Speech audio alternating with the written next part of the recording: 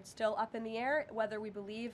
real peace can be accomplished and we can truly move the ball forward. The president is extremely frustrated with both sides of this war, and he's sick of meetings just for the sake of meeting. He doesn't want any more talk. He wants action. He wants this war to come to an end. And the administration has spent more than 30 hours, just in the past couple of weeks, meeting with the Russians and the Ukrainians and the Europeans and speaking with them as well. So we'll see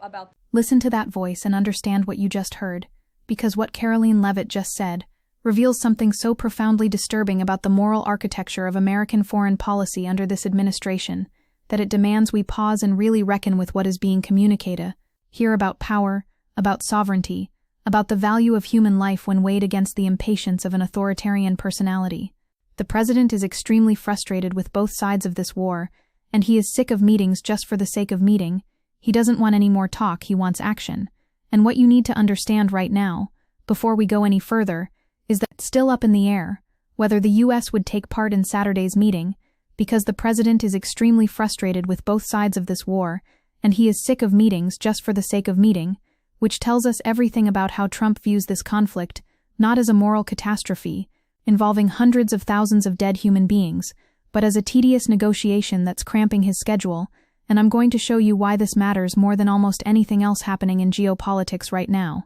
By October 2025, the UN had recorded 53,006 civilian casualties in Ukraine since February 2022, with 14,534 killed and 38,472 injured, and those are just the verified deaths, the ones that international monitors could actually confirm amid the chaos of active warfare, which means the real number is almost certainly higher, and yet Trump through his spokesperson frames this as though Ukraine and Russia are equally culpable parties wasting his precious time. Think about what that moral equivalence does, how it erases the fundamental asymmetry of aggressor and victim, how it transforms Putin's war of imperial conquest into just another business deal gone sour that's taking too long to close, and this is the first bombshell I need you to understand, because it reveals the transactional sociopathy at the heart of this administration's worldview, where Washington is still pushing Ukraine to cede land to Russia as part of an agreement to end the war, with Washington wanting only Ukraine, not Russia, to withdraw its troops from parts of the eastern Donetsk region,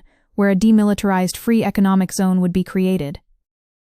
The sheer audacity of demanding that the victim of aggression unilaterally withdraw, while the aggressor consolidates territorial gains, should take your breath away, because this is not diplomacy. This is collaborative theft dressed up in the language of pragmatism, and what makes it even more grotesque is Trump's 28-point plan would force Kyiv to give up additional territory in the east, cap the size of its military, and agree it will never join NATO, with the U.S. side pushing Ukraine to make a deal on an aggressive timeline, while acknowledging the plan is not easy for Ukraine, but saying the war must end. Not easy for Ukraine is perhaps the most spectacular euphemism for national dismemberment in modern diplomatic history, a phrase that deserves to be studied in seminars on propaganda, because it converts the extinction of sovereignty into a minor inconvenience, and this administration is now threatening to abandon Ukraine entirely if Zelensky doesn't accept terms that would essentially validate Putin's invasion. Here's where this gets even more sinister, and I need you to really focus, because the U.S. still wants Ukraine to agree to leave the Donbas region entirely, but has now suggested Russia would not advance into that ceded territory, but leave it as a free economic zone, though Zelensky said the U.S. side does not know who would govern that territory, or how Russian force would be prevented from simply advancing into it, which is diplomatic fantasy masquerading as serious policy, the kind of magical thinking that assumes Putin will simply respect an agreement, after he's spent 3 years demonstrating his complete contempt for international law, after he's launched over 46,000 drones and missiles against Ukraine, according to NATO's Secretary General this year alone. The notion that Russia will leave conquered territory as some kind of demilitarized zone without governance is so catastrophically naive, or so cynically dishonest, that it reveals either stunning incompetence or deliberate complicity in Putin's territorial ambitions, and I'm going to give you one guess which one seems more likely, given Trump's consistent pattern of deference to authoritarian strongmen. What Leavitt said about being sick of meetings reveals the profound anti-intellectualism and authoritarian impatience that characterizes this administration's approach to complex geopolitical crises. This idea that diplomacy is performative busywork rather than the painstaking process of reconciling irreconcilable positions, while hundreds of thousands of lives hang in the balance.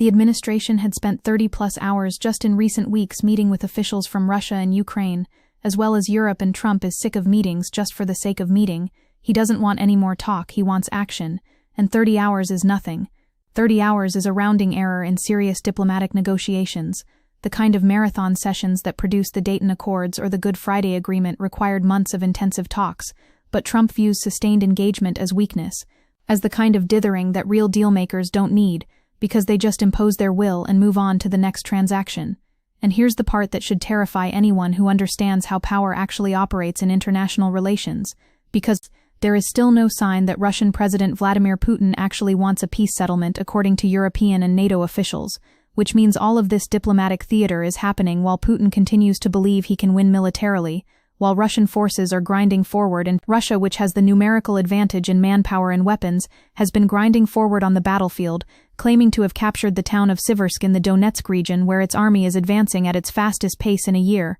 The timing of Trump's frustration is not coincidental, but its strategic pressure designed to force Ukraine into capitulation at precisely the moment when Russia senses victory, and this is collaborative appeasement operating in real time, the kind of moral cowardice that will be studied by historians trying to understand how democracies abandon their principles in the face of authoritarian expansion. But wait, because there's another layer of corruption here that demands our attention, and it involves who is actually conducting these negotiations on behalf of the United States, because since the Geneva talks, the negotiations have been led by Trump's envoy Steve Witkoff and his son-in-law and advisor Jared Kushner, which means that American foreign policy toward one of the most consequential conflicts of the 21st century is being shaped not by career diplomats or regional experts, but by a real estate developer and a man whose previous diplomatic triumph was a Middle East peace plan that Palestinian leaders rejected wholesale, whose qualifications consist primarily of being married to Trump's daughter, and this is nepotistic kleptocracy operating at the highest levels of statecraft, where expertise and institutional knowledge are replaced by personal loyalty and family connections. The plan was drafted by Trump's envoy Steve Witkoff, with input from Secretary of State Marco Rubio and Trump's son-in-law Jared Kushner, and Witkoff also consulted with Russian envoy Kirill Dmitriev on the plan,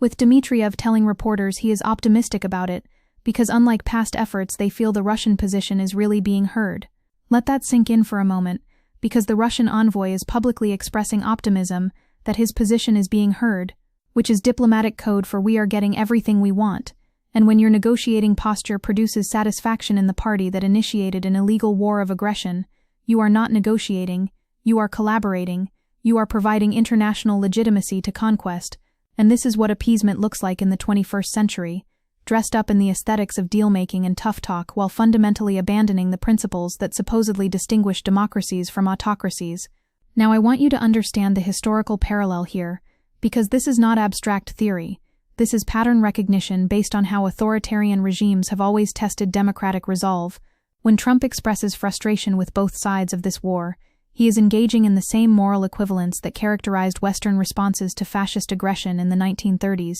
The idea that territorial disputes between aggressive dictatorships and their victims are morally neutral conflicts requiring balanced mediation, rather than recognition of fundamental principles about sovereignty and self-determination. Trump's increasingly sharp rhetoric toward Ukraine and Europe, which he has described as decaying and weak, follows a new U.S. national security strategy that took aim at the continent and was welcomed by Moscow, which tells you everything about whose interests are actually being served here.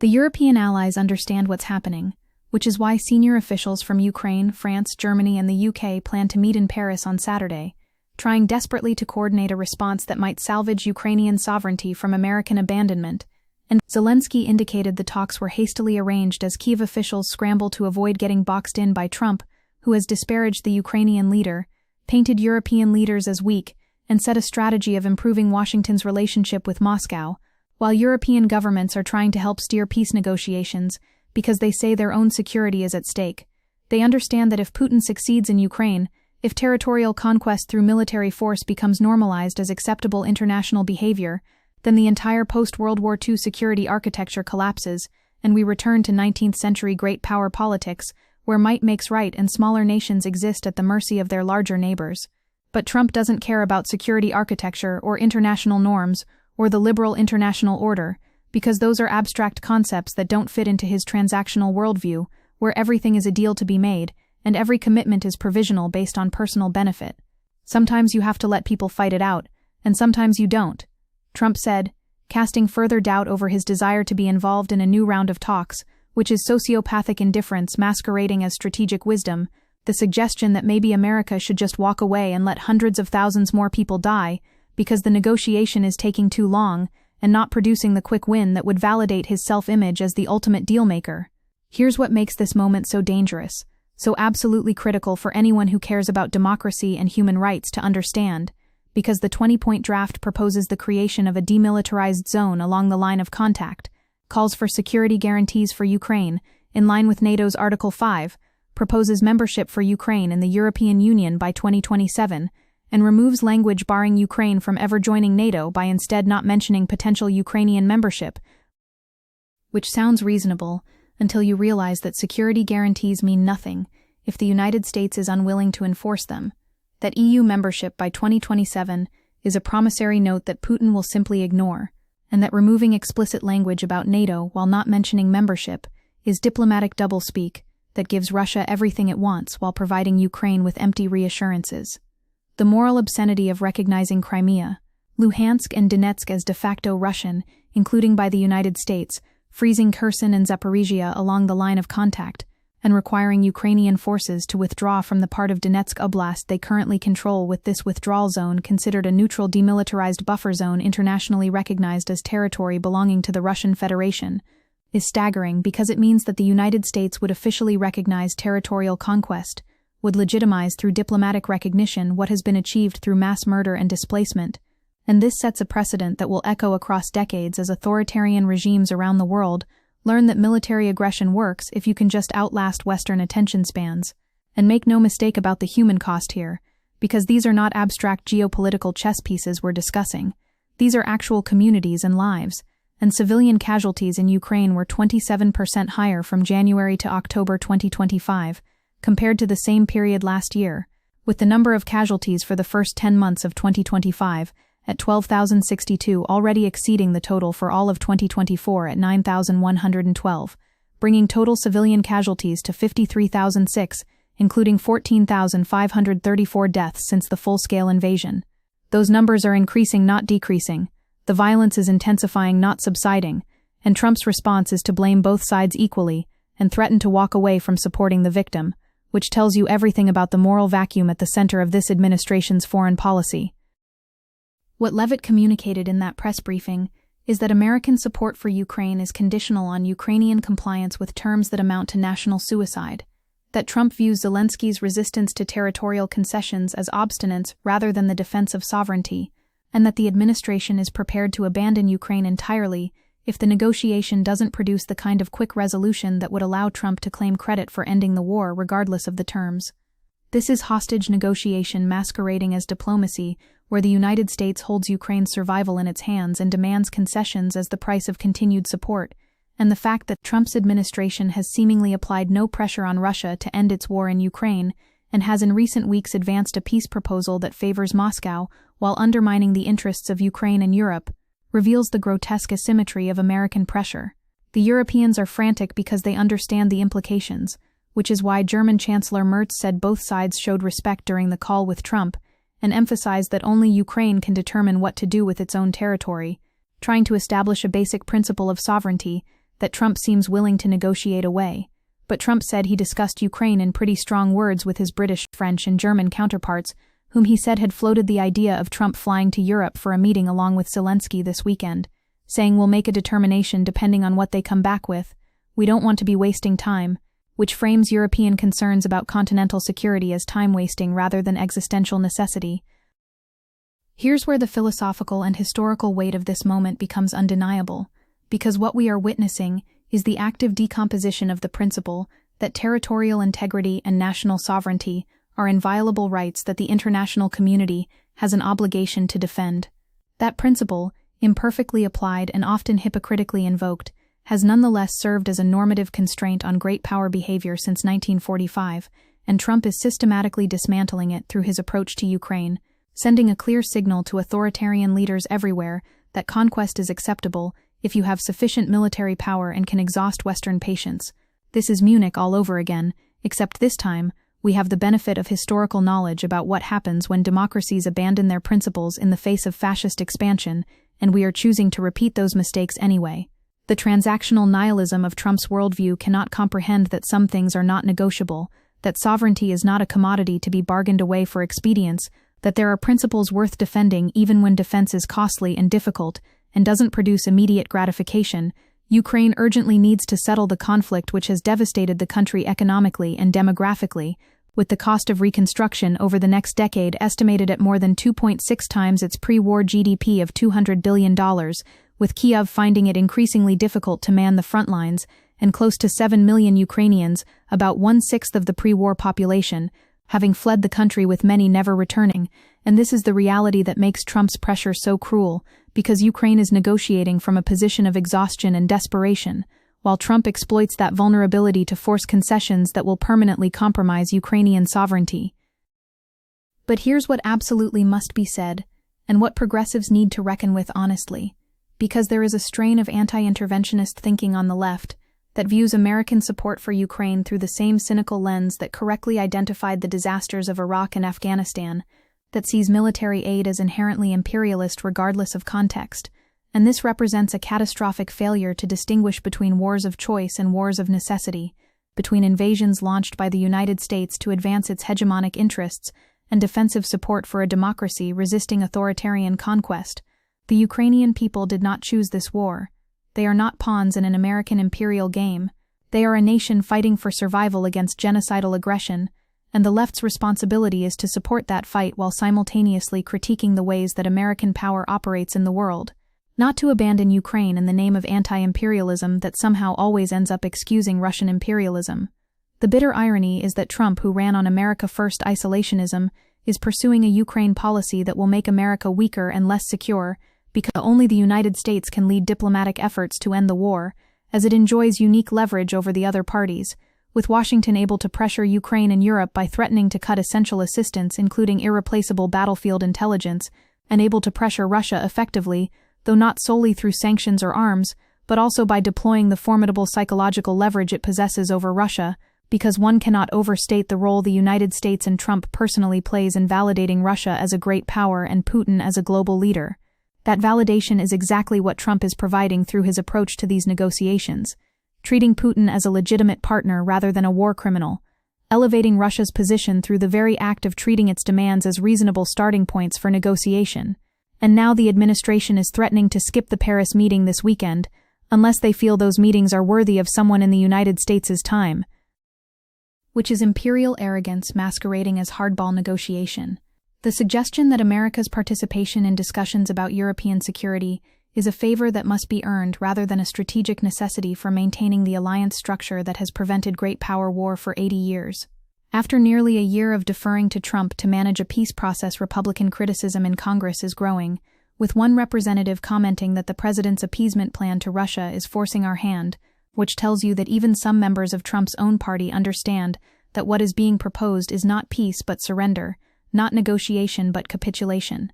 The administration's own rhetoric reveals the bankruptcy of its position, because when pressed about the substance of the plan, when confronted with Ukrainian objections to territorial concessions, the response is always some variation of Ukraine needs to be realistic, Ukraine needs to show flexibility, Ukraine needs to accept that it cannot win everything it wants, as though wanting to maintain your territorial integrity and sovereignty is an unrealistic maximalist position rather than the most basic principle of international law. Trump said he hoped Zelensky will do what he has to do, that he has to show some flexibility also, and flexibility in this context means accepting the permanent loss of territory and the installation of a puppet buffer zone that Russia will control in everything but name. What makes this moment so urgent, so absolutely critical for mobilization and resistance, is that the window for preventing Ukrainian collapse is closing rapidly because U.S. Secretary of State Marco Rubio said Russia lost around 100,000 troops killed in the first half of 2025, with President Trump later saying more than 112,000 Russian deaths since January,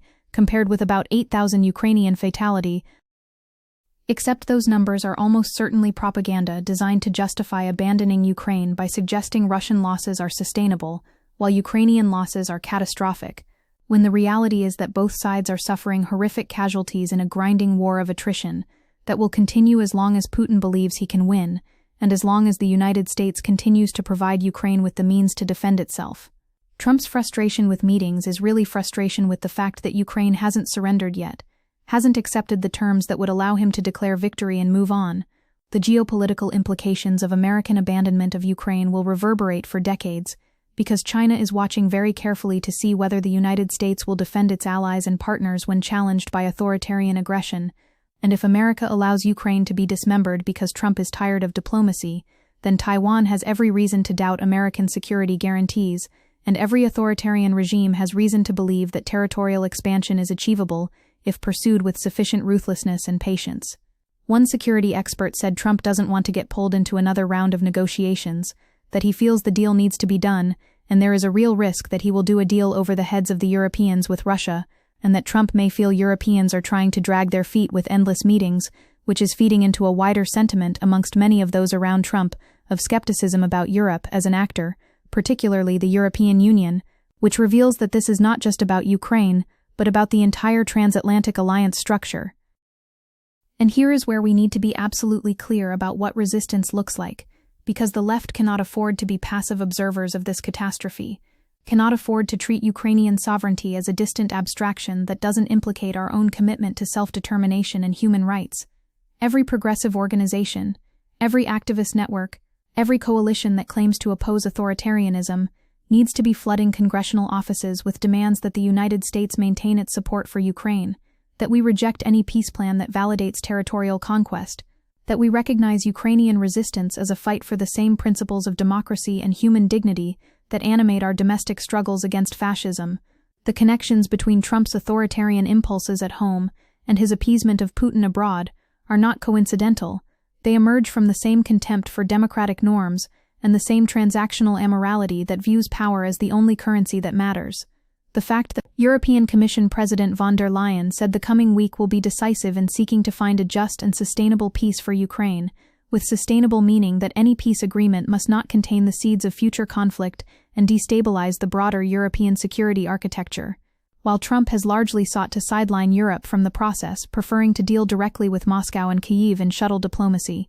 reveals the fundamental conflict between a European understanding that peace requires justice and an American administration that views peace as simply the absence of active hostilities, regardless of the terms that produce that absence. But peace without justice is not peace. It is temporary exhaustion that will inevitably reignite when the losing party rebuilds strength. And that is the kind of unstable pseudo-peace that Trump is pursuing because it allows him to claim success without actually resolving the underlying conflict. What Karoline Leavitt said matters because it reveals the administration's hand, shows us that American policy is driven not by strategic calculation or moral principle, but by Trump's personal impatience and his need for a victory he can claim regardless of the human cost.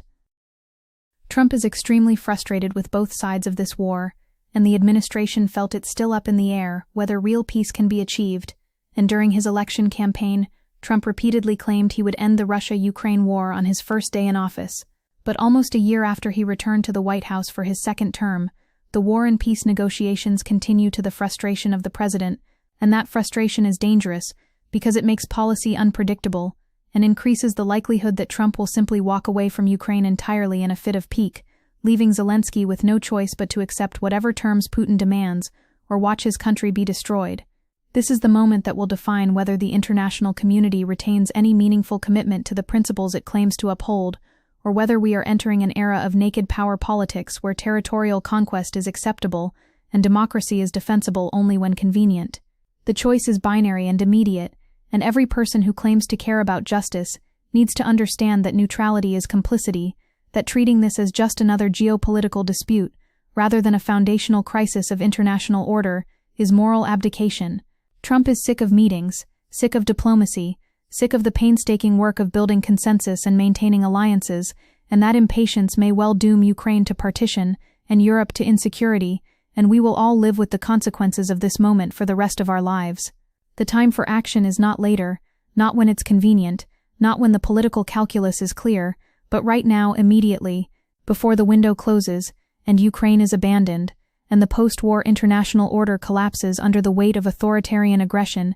enabled by democratic cowardice.